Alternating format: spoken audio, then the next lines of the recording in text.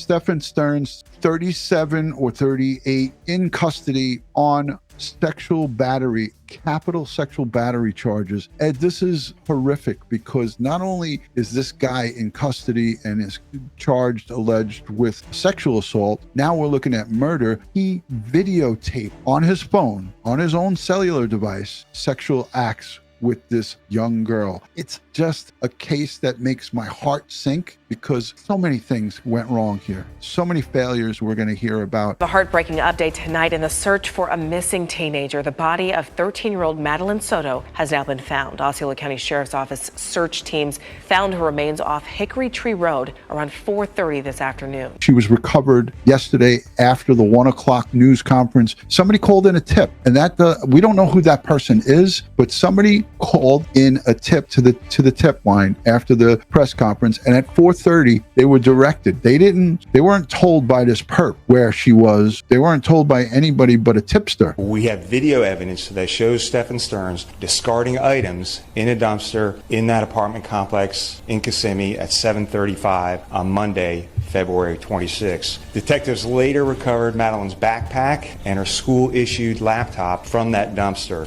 At 8:19, we have evidence that shows Stephan Sterns returning to the complex in that vehicle. We believe she was already dead at that time. Now, all of this started on Monday. Madeline's mother first reported her missing. That was after Madeline's mother's boyfriend had apparently or allegedly dropped her off at school. Her daughter is missing 3 days. Monday, Tuesday, this is Wednesday evening.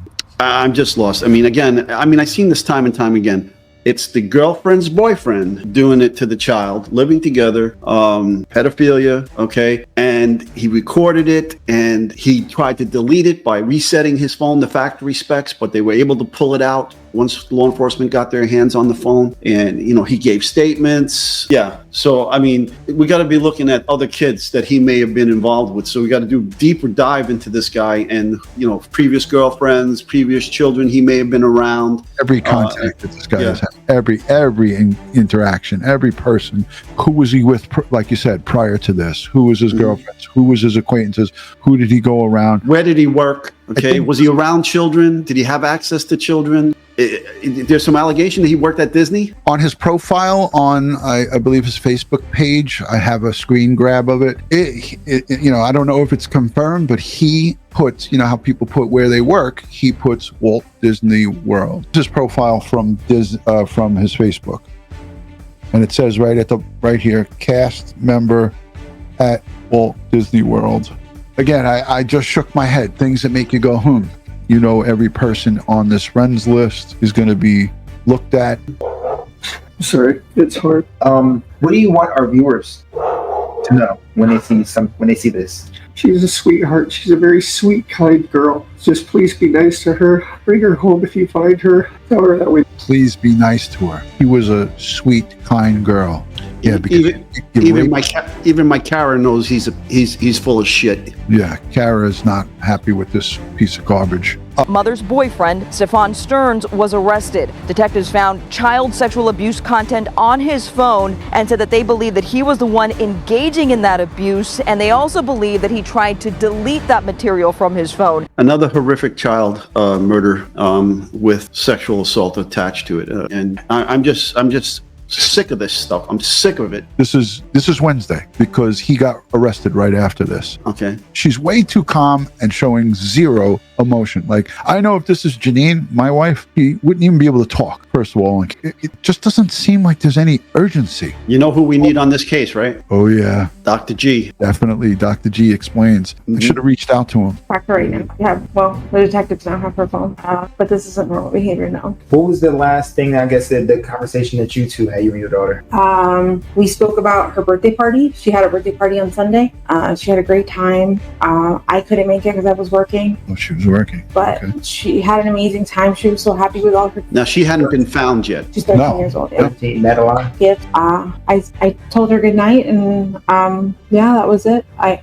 Now, we're told investigators received a tip that led the prime suspect to this area, changing a tire the day Madeline disappeared. We spoke to Stephan Sterns one-on-one just hours before he was arrested Wednesday on child sex abuse charges. At the time, he told us he had dropped off Madeline for school in Orange County on Monday. Investigators say that never happened. Her remains, her body this evening, and her family has been notified. Coming from Chief Betty Holland, she says that at this time, the Kissimmee Police Department will not be answering any more questions or releasing any more information. So we're talking to the mother and all this. There's, to my knowledge, she's not a suspect in this case right now. Sheriff Mina also says Stearns was seen throwing Madeline's backpack and school-issued laptop inside of a dumpster on Monday. Deputies started searching for Madeline later that day after her mother reported her missing. Investigators say her mother did not know she was missing until she received an automated call from the Orange County School District hours after school. Madeline's mother had been dating Sterns for several years. I think just like what we saw in Rex Heuermann, he was messaging hundreds of prostitutes, hundreds of sex workers. I feel like we're going to see similar behavior from a pedophile like this. What were the conversations that y'all had in the car when you dropped her off? Not much. She was asleep for most of the way. Told her have a good day at school when she got out. I love her. She said thanks, love you too. That was it. That's the cover story. She was asleep instead of being dead. BB. I mean, this isn't, as I was told, this isn't normal behavior. This is not normal behavior. She's not the type that would just run off. I dropped her off early. I could have waited longer. She looked okay. She was walking towards the school when I saw her. It was like any other day, so I went on with my day. She was happy that we were all together here, and she was just very happy. She was a happy kid. She's very sweet. She's a very sweet girl. She was very She brings sweet. a lot of joy to us, and we just not knowing. Again, Jennifer Soto gave an interview with her boyfriend, and then a short time after that, that was when he was arrested. He handed his phone over to investigators, and he told them that he did a factory reset. They somehow quickly got the data from that phone, and he was in custody, charged with capital sexual battery. We have the arrest affidavit when he was arrested. Barbaric pedophile. This arrest affidavit is gross. It's grotesque. Today, he was transferred here from the Orange County Jail over to Osceola County because this is now a murder investigation being led by Kissimmee Police. Oh yeah, we still don't know how or why Maddie Soto was killed, but we do know this. Investigators are convinced that her mom's boyfriend, Stephan Sterns, was responsible, and he's spending tonight in an Osceola County jail cell. That's just for now, all while investigators work to tack murder on that list as well. Happy birthday to you. The teenager was surrounded by family celebrating her 13th birthday. And now her mother's planning her baby girl's funeral. Savage. I'm gonna hold back, but this is a vile human being. This guy should not even breathe the air that we breathe. The science does not lie.